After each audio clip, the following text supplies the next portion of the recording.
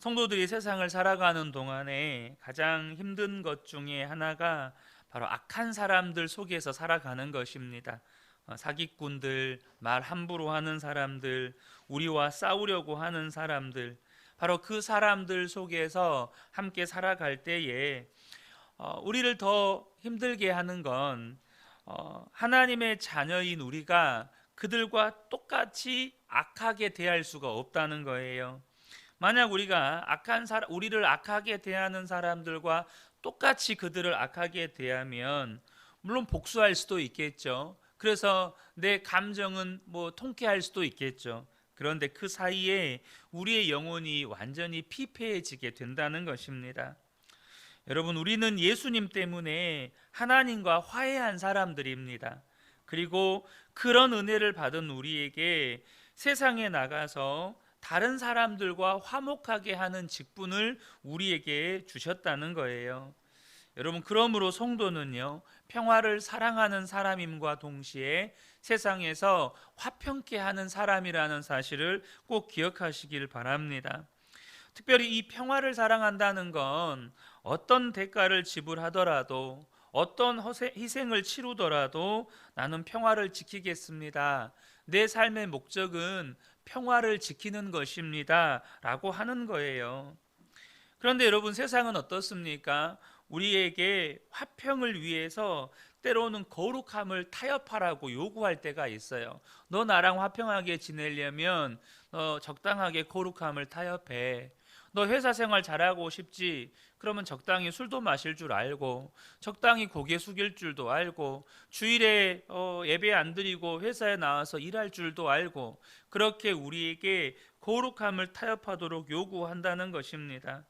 그런데 여러분, 우리는요, 화평하기만 해서는 안 된다는 거예요. 거룩함도 함께 지켜야 한다는 겁니다. 그래서 우리 마음 안에 분명한 마음의 태도를 가지셔야 돼요.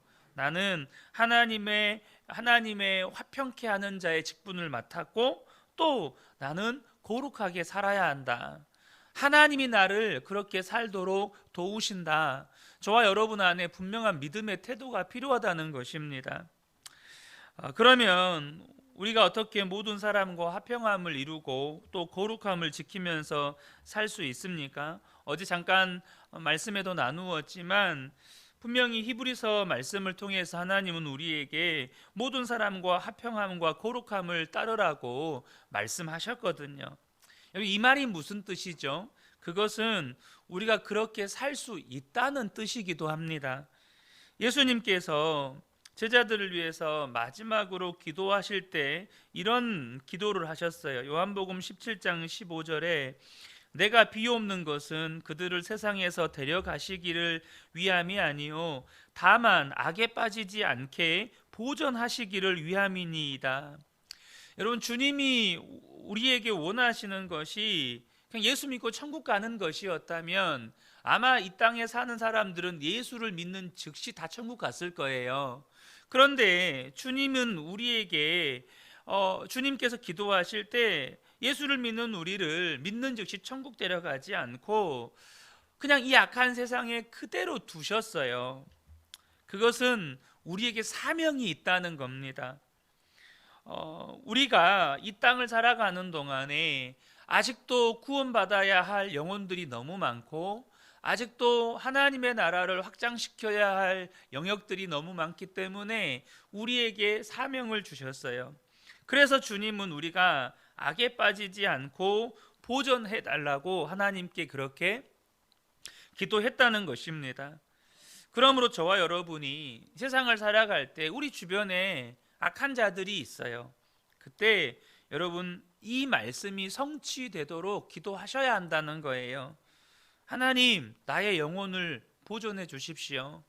내가 이 땅에서 화평케 하는 자로 살아갈 때 거룩함을 지킬 수 있도록 하나님, 나를 지켜 주옵소서. 저와 여러분이 기도하셔야 한다는 겁니다. 그럴 때 주님은 역사해 주신다는 거죠. 요셉이 자기를 죽이려고 했던 형들을 애굽의 총리가 되어서 만나게 됩니다. 그런데 여러분, 요셉이 어떻게 합니까? 그 형들을 용서합니다. 특별히 아버지가 돌아가신 후에 형들이 와서 아버지가 우리 용서하라고 했다, 그렇게 아버지 핑계 대면서까지 요셉에게 용서를 구할 때, 요셉은 그 자기의 마음을 알아주지 못하는 그 형들, 또 분명히 용서했음에도 불구하고 여전히 그동안에 자신을 두려워하며 살았을 형들이 또 불쌍하니까 그렇게 눈물 흘리면서 그들에게 다시 한번 용서를 구하게 되죠. 여러분, 그렇게 하나님께서 그 요셉 안에서 그들을 용서할 수 있도록 그들을 역사하시는 것을 보게 됩니다. 요셉의 고백이 뭡니까? 창세기 50장 20절을 보면, 당신들은 나를 헤아려 하였으나 하나님은 그것을 선으로 바꾸사 오늘과 같이 많은 백성의 생명을 구원하게 하시려 하셨나니 라고 고백합니다. 요셉은 두 가지를 봤어요. 뭐냐면 형들은 요셉을 악하게 대했는데 그 악을 선으로 바꾸셨다는 거예요. 여러분, 저와 여러분의 삶에 이 은혜를 꼭 경험하게 되시기를 축복합니다. 악한 자들이 여러분들을 악하게 대해요. 여러분들에게 고통스럽게 하고 여러분들의 믿음을 무너뜨리려고 하고, 그렇게 여러분들 안에 그 악한 자들이 마귀의 도구가 되어서 여러분들을 공격할 때 여러분 꼭 기억하셔야 합니다. 우리는 십자가의 은혜 안에 있어요. 예수 그리스도 안에 있다고요. 그래서 악한 사람들이 우리를 공격할 때 우리가 그 공격을 받는 게 아니에요. 우리는 예수 그리스도 안에 있기 때문에 예수 그리스도께서 그 공격을 받는 거예요. 그래서 그 악한 자들의 공격이, 그 악함이 우리에게 올 때는 언제나 예수 그리스도를 통과해서 우리에게 오는 겁니다. 그럼 그때 그 악함이 예수 그리스도를 통과할 때 선으로 바뀌게 되는 거예요. 그럼 그 선으로 바뀌게 되는 구체적인 것이 뭡니까? 그 형들을 용서할 수 있는 마음이 이 요셉 안에 일어나는 거예요. 또 한 가지는 뭐냐면 많은 백성의 생명을 구원하게 하시려 하셨다. 이게 뭐죠? 그 형제들의 악함조차도 하나님의 뜻을 이루어가는 도구가 되었다는 것을 요셉이 발견하게 되는 거예요. 그 하나님의 놀라운 섭리 안에서 그 악함조차도 바로 하나님의 뜻을 이루어가는 도구가 된다는 거죠. 하나님의 뜻을 발견하게 되니까, 와, 하나님이 형들의 이 시기, 질투, 미움까지도 하나님의 뜻을 이루는 도구로 사용하네? 이것을 경험하게 되는 것입니다. 요셉이 눈이 뜨이면서 그것을 깨닫게 된 것이에요. 하나님은 악한 것조차도 선으로 바꾸시는 하나님이시다. 그리고 나니까 형들을 받아들이는 것이 문제가 되는 게 아니에요. 형들의 배후에 역사했던 마귀가 미운 것이지 형들이 미운 것이 아니고, 심지어 내가 믿는 하나님은, 나의 하나님은 그 마귀가 나를 무너뜨리고 우리 가정을 무너뜨리고 그렇게 역사했던 그것마저도 하나님의 도구로 사용하시는, 하나님의 뜻을 이루는 도구로 사용하시는 놀라운 역사를 경험하는 거죠. 여러분, 우리가요, 내 주변에는 참 복 있는 사람이 많습니다. 저는 인복이 있어서 내 주변에는 정말 좋은 사람들이 많아요. 그래서 저는 참 그 사람들과 좋은 관계 가운데에서 잘 살고 있어요. 여러분, 이것을 자랑하시면 안 돼요. 내 주변에 내가 좋아하는 사람만 있으면 별로 믿음을 사용해야 할 일이 없어요. 거듭 말씀드리지만 내 주변에 나를 편하게만 해주는 사람이 있으면 우리가요, 하나님 앞에 무릎 꿇어 기도할 일이 별로 없어요. 도무지 사랑할 수 없을 것 같은 사람과 함께 지내면서 그들과 평화하면서 거룩함을 지켜가는 것이 귀한 일이라는 겁니다. 한국 사람들이 가장 못하는 것 중에 하나가 나와 다른 사람, 나와 의견이 다르고 생각이 다르고 가치관이 다르고 나와 성장 배경이 다르고 성격이 다르고 기질이 다른 사람을 수용하는 일입니다. 정치를 보면 나와 다른 정치적 가치관을 또 정치적인 사상을 가지고 있는 사람을 수용을 못해요. 경제를 봐도 노조는 경영자들은 노조를 잘 수용하지 못합니다. 그리고 가장 심각한 것은 남한과 북한의 관계죠. 물론 남한과 북한 사이에는 결코 쉽게 씻을 수 없는 전쟁의 아픔이 있습니다. 무엇보다도 우리는 너무나도 다른 정치 체제 속에서 70년을 넘게 분단되어 살아왔습니다. 또한 북한의 말도 되지 않는 태도들과 약속들을 어기는 것이 반복되어 왔죠. 그러다 보니까 대한민국 안에서조차 그런 북한의 태도를 보면서 우리가 어떤 태도를 취해야 하는지에 대해서 의견이 막 갈려요. 심지어는 전쟁 불사까지 외치는 극단적인 보수주의자들까지 있죠. 나와 의견이 다르다고 해서 비판할 것이 있다고 해서 무자비하게 공격하고 언어가 절제되지 않고 감정의 골이 정말로 메울 수 없을 만큼 깊어지는 것을 보게 됩니다. 나와 반대편에 있는 사람, 아니 나와 다른 사람은 그냥 나의 적인 거예요. 여러분, 그러나 우리에게 중요한 것은요, 무엇이 옳고 그르냐가 아닙니다. 무엇이 옳고 그르냐는 결코 하나님의 뜻을 이룰 수가 없어요. 무엇이 옳고 그르냐는 절대 사람을 살릴 수가 없습니다. 우리에게 중요한 건 하나님이 무엇을 원하시는가예요. 여러분에게 하나님이 무엇을 원하시느냐는 거예요. 나와 갈등이 있는 사람이 생겼어요. 그때 하나님이 나에게 뭘 원하시느냐는 거죠. 루즈벨트 대통령은 2차 세계대전을 미국의 승리로 이끈 위대한 인물입니다. 루즈벨트 기념관에 가면 돌판에 그의 연설들을 기록해서 여러 군데 이렇게 진열해 놓았는데 그 중에 2개가 전쟁과 관련된 내용입니다.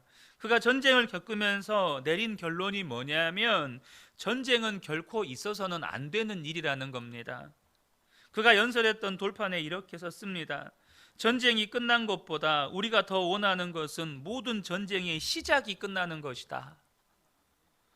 전쟁을 하다가 전쟁이 끝나는 것을 원하는 건 당연한 거죠. 저는 우크라이나와 러시아의 전쟁이 하루속히 끝나게 되기를 소망합니다. 얼마나 많은 영혼들이 죽는지 몰라요. 그런데 여러분, 실제로 루즈벨트 대통령이 전쟁을 해보니까 전쟁은 어떤 이유로든지 해서는 안 되는 일이라는 거예요. 여러분 동의하시죠? 일단은 전쟁은 시작하고 나면 그 참상은 이루 말할 수가 없어요. 또 하나의 돌판에 이렇게 썼습니다. 나는 전쟁을 보았다. 나는 부상자의 몸에서 솟구쳐 나오는 피를 보았다. 나는 진흥 속에 묻힌 시체를 보았다. 나는 파괴된 도시들을 보았다. 나는 아이들의 넉나간 눈망울을 보았다. 많은 어머니들과 아내들의 고통을 보았다. 나는 전쟁을 증오한다. 여러분, 왜 하나님께서 남북 통일을 위해서 한국교회가 그렇게 오랫동안 기도해 왔는데 응답해 주시지 않고 이렇게 오랫동안 시간을 끄시는 걸까요? 저희가 제 고향의 모교회의 원로 목사님은 이렇게 일사후퇴 때 남한으로 내려오셔가지고 저희 교회를 섬기신 그 고흥 지역에서는 굉장히 유명하신 목사님이십니다. 이분이 94세로 소천하셨는데요. 돌아가실 때까지 소원이 북한 땅 한번 밟아보는 거였어요. 수차례 이렇게 그때 이산가족 상봉 신청할 때 그때 정부에서 할 때마다 신청을 했는데 안 됐어요. 결국 북한 땅을 밟아보지 못하고 그렇게 소천하셨는데 그분의 평생의 기도 제목 중에 하나가 남북 통일이었습니다. 그렇게 남북 통일을 위해서 저는 어렸을 때 신기했어요. 이렇게 목사님이 나오셔서 이제 원로 목사님이시니까 한 번씩 어쩌다 한 번 설교를 하시든지 축도를 하시면 북한 말투를 쓰시는 거예요. 그러니까 저게 뭐지? 어렸을 때는 그냥 어린 마음에 신기해만 했었는데 그분의 평생의 마음이 남북 통일을 위해서 기도하셨습니다. 여러분, 하나님은 우리가 이 남한과 북한이 단순히 통일되기만을 원하지 않으실 거예요. 십자가에서 하나님과 원수된 우리를 화해시키신 것처럼 70년이 넘는 세월을 원수처럼 지낸 남한과 북한이 진정으로 화해하고 화평하고 하나 되기를 원하지 않으시겠습니까? 어떤 형태로든지 통일을 시키기를 원하셨다면 하나님은 언제든지 통일을 시키셨을 거예요. 그런데 하나님이 정말로 원하시는 것은 우리가 화해하고 하나 되는 거거든요. 우리는요, 무서운 전쟁을 치른 민족입니다. 서로 죽이고 죽이는 살벌한 전쟁을 했죠.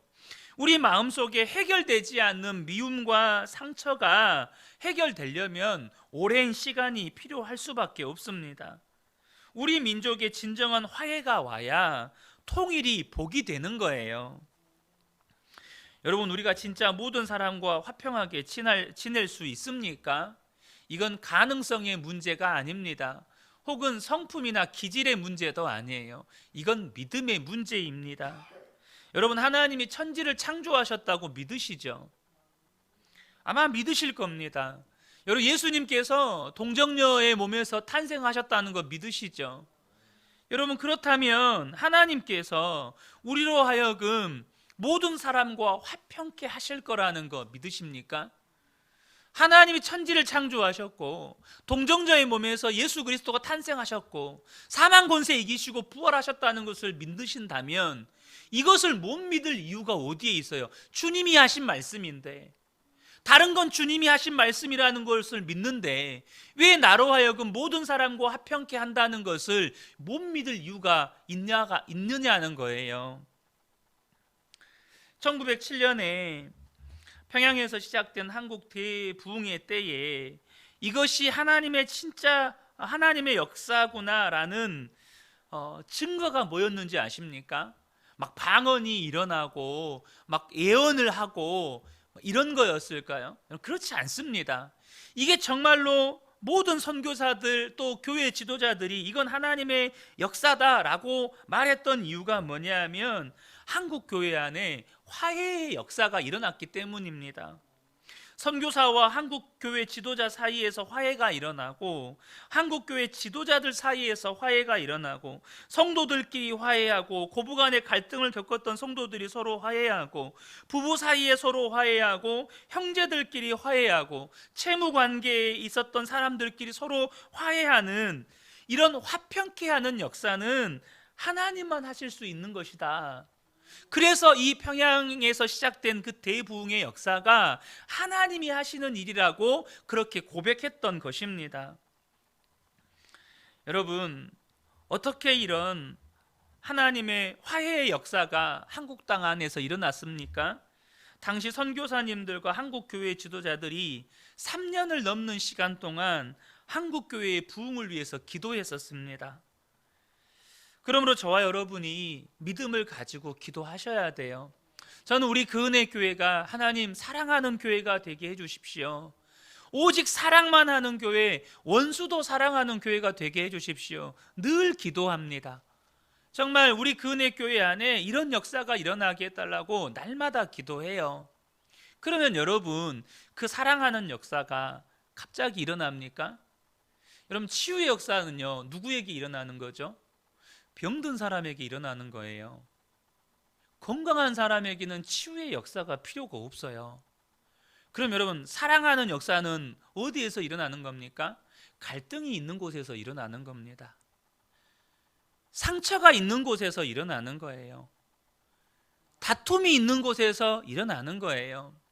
저는 저와 여러분이 사랑하는 교회가 되게 해달라고 기도했기 때문에 교회 안에서 얼마든지 다툼이나 갈등이나 미움이나 시기 질투가 일어날 수 있다고 봐요. 근데 그때 여러분, 우리가 무엇을 위해 기도했는지를 기억하셔야 돼요. 그리고 주님 앞에 그 기도가 응답되도록 더 엎드리셔야 한다는 겁니다. 대학생 선교회의 세계적인 지도자인 조시 맥도웰 목사님이라는 분이 계시는데요. 그분의 책에 이런 내용이 있습니다. 자신의 어릴 때 이야기인데요. 아버지가 알코올 중독자고 굉장히 포악하셔서 엄마와 자녀들을 무자비하게 폭력을 휘두르었다고 해요. 그래서 어렸을 때 아버지를 죽이고 싶었대요. 그런데 계속해서 집에 있으면 아버지를 진짜 죽일 것 같아서 어렸을 때 집을 떠났답니다. 하나님이 계시다는 것은 도무지 믿어지지 않았고 한 번은 전도를 받았는데 너무나도 화가 나서 정말로 그 분노를 참을 수 없었다 그래요. 그런데 하나님이 안 계시는 것이 너무나도 당연하니까 성경은 읽어봐야겠다 싶어가지고 이렇게 성경을 읽었는데, 그 성경을 읽다가 하나님을 만나게 됩니다. 하나님이 살아계시고 하나님이 나를 사랑하신다. 그리고 주님을 영접하게 됐습니다. 예수님께서 조시 맥두엘 목사님의 마음속에 임하시고 그분이 제일 먼저 하신 일이 뭐냐면 아버지를 찾아가는 일이었습니다. 도무지 아버지를 만나지 않을 거라고 생각하고 살았고 만나면 죽일 거라고 생각했었는데 아버지를 찾아갑니다. 그리고 아버지를 만나서 아버지에게 이렇게 고백합니다. 아버지 사랑합니다. 그 고백을 들은 아버지가 펑펑 울면서 이런 말을 했습니다. 너는 어떻게 나 같은 아버지를 사랑한다고 말할 수 있냐? 그러면서 아버지가 그런 이야기를 하더라는 거예요. 예수님이 너의 인생 가운데 행하셨던 그 일을 내 마음속에도 오셔서 할 수 있다면 나도 그분을 정말 믿고 싶구나. 그래서 알코올 중독자여 인격 파탄자였던 아버지가 예수님을 영접하고 14개월을 더 살다가 가셨는데 그 14개월을 완전히 변화된 사람으로 하나님의 사랑을 증거하면서 살다가 하나님 앞에 가셨다는 거예요. 하나님께서 우리 가운데 이루신 일이 바로 평화라는 겁니다. 하나님과 우리 사이에, 그리고 우리를 통해서 우리의 가정, 교회, 이 사회와 나라와 민족을 화목케 하는 역사를 이루시기 원한다는 거예요. 여러분, 종종 들으시겠지만 분열과 갈등을 겪는 교회들이 참 많습니다. 그로 인해서 상처받고 실족하는 영혼들이 얼마나 많은지 몰라요. 그런 소식을 들을 때마다 때로는 정말 너무너무 안타깝고 마음이 무너질 때도 있습니다. 평화의 왕이신 예수님이 교회의 주님이신데 어떻게 교회 안에서 그렇게 다투고 분열하고 싸우는 일이 있을 수 있나? 이유는 하나입니다. 주님을 바라보지 않고 사는 거예요. 이전에는 예수님을 주님으로 영접했을지 몰라도 그렇게 미워하고 시기하고 질투하고 다투는 순간에는 예수님이 주님이 아닌 거예요. 다시 말해서 예수님을 교리로만 알고 있는 것이지 살아계신 주님으로 바라보지를 못하는 겁니다. 여러분, 사람이 싸우는 데는 이유가 있어요. 그냥 싸우겠습니까? 그런데 여러분 꼭 기억하셔야 돼요. 하나님은 하나 되게 하시는 분이세요. 반면에 마귀는 서로 싸우고 다투고 분열하게 하는 존재라는 겁니다. 그러므로 내가 아무리 옳아도, 내가 싸우고 있다면 그때 여러분 분별하실 수 있으셔야 돼요. 내가 아무리 옳아도 지금 싸우고 있다면, 누군가를 미워하고 있고 누군가를 판단하고 있고 정죄하고 있다면 지금 나는 마귀의 도구인 거예요. 그건 절대 하나님의 일이 아니라는 겁니다. 내가 지금 마귀의 도구로 전락해 있다는 사실을 아셔야 돼요. 여러분의 입술에서 어떤 말을 하고 있는지, 어떤 생각을 하고 있는지 잘 보셔야 한다는 것입니다. 어느 목사님이 굉장히 부정적이고 비판적인 분이 있었습니다. 하여튼 그분의 입에 오르기만 하면 나쁜 사람이 되는 거예요. 그런데 어느 날 이분이 바뀌셨습니다. 로마서 14장 10절을 읽고 심장이 멎는 것 같았다고 하셨습니다. 내가 어찌하여 내 형제를 비판하느냐? 어찌하여 내 형제를 업신여기느냐? 우리가 다 하나님의 심판대 앞에 서리라. 이 말씀을 읽을 때 정말로 뒤통수를 한 대 맞는 것 같았다고 하셨습니다. 그래서 정신을 차리고, 내가 그동안에 마귀가 주는 생각을 내 마음에 품고 살았구나. 그래서 그 다음부터는 머릿속에 부정적이고 비판하고 남을 판단하는 생각이 들면 그 즉시 주님을 찾았다는 거예요. 사랑하는 성도 여러분, 우리 안에 임하신 주님이 평화의 왕이십니다. 그래서 주님은 우리가 평화의 사람이 되도록 만드시고, 또 우리가 계속해서 주님의 십자가를 바라보고 예수님을 바라보면 어떤 사람을 대하든지 주님께 대하듯이 대하게 되는 거예요. 이게 평화를 사랑하는 사람입니다. 전 우리 모든 성도님들이 어느 곳에 있든지 화평케 하는 자로 서게 되시기를 예수님의 이름으로 축복합니다. 아멘.